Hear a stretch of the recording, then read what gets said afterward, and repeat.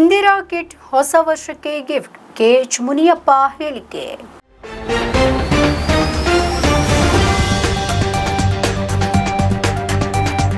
ರಾಜ್ಯದಲ್ಲಿ ಅನ್ನಭಾಗ್ಯ ಯೋಜನೆ ಅಡಿಯಲ್ಲಿ ನೀಡಲಾಗ್ತಾ ಇರುವ ಹೆಚ್ಚುವರಿ 5 ಕೆಜಿ ಅಕ್ಕಿ ಅಕ್ರಮ ಸಂಗ್ರಹ ಹಾಗೆ ಮಾರಾಟ ಆಗ್ತಾ ಇದೆ. ಹೀಗಾಗಿ ಇದಕ್ಕೆ ಕಡಿವಾಣ ಹಾಕಲೆಂದೇ ಇಂದಿರಾ ಆಹಾರ ಕಿಟ್ ಅನ್ನು ವಿತರಿಸಲಾಗ್ತಾ ಇದ್ದು, ಬರುವ ಜನವರಿಯಿಂದ ಈ ಕಿಟ್ಗಳನ್ನು ವಿತರಿಸಲು ಉದ್ದೇಶಿಸಲಾಗಿದೆ ಅಂತ ಆಹಾರ ಸಚಿವ ಕೆಎಚ್ ಮುನಿಯಪ್ಪ ತಿಳಿಸಿದ್ದಾರೆ.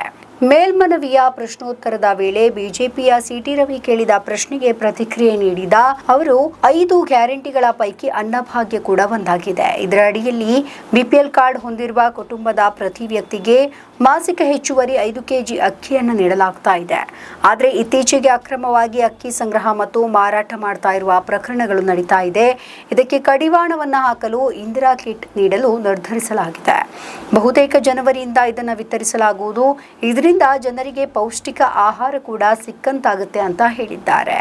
ಇನ್ನು ಅಕ್ಕಿ ಅಕ್ರಮ ಸಂಗ್ರಹ ಮತ್ತು ಮಾರಾಟಕ್ಕೆ ಸಂಬಂಧಿಸಿದಂತೆ ರಾಜ್ಯದಾದ್ಯಂತ 570 ಜನರನ್ನ ಬಂಧಿಸಲಾಗಿದೆ.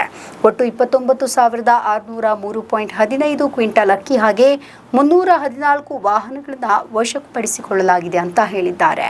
ಯಾದಗಿರಿ ಜಿಲ್ಲೆಯಲ್ಲಿ ಆಹಾರ ಇಲಾಖೆಯಲ್ಲಿ ಕರ್ತವ್ಯವನ್ನು ನಿರ್ವಹಿಸ್ತಾ ಇದ್ದಂತಹ ಅನ್ಯ ಇಲಾಖೆಯ ಅಧಿಕಾರಿಗಳನ್ನ ಇಲಾಖೆ ಕರ್ತವ್ಯದಿಂದ ಬಿಡುಗಡೆಗೊಳಿಸಲಾಗಿದೆ. ಹಾಗೆ ಕೊಪ್ಪಳ ಜಿಲ್ಲೆಯ ಗಂಗಾವತಿ ತಾಲೂಕಿನ ಕೆಎಫ್ಎಂಸಿ ಗೋದಾಮು ಅಮಾನತುಗೊಳಿಸಲಾಗಿದೆ ಅಂತ ಮಾಹಿತಿ ಕೂಡ ನೀಡಿದ್ದಾರೆ.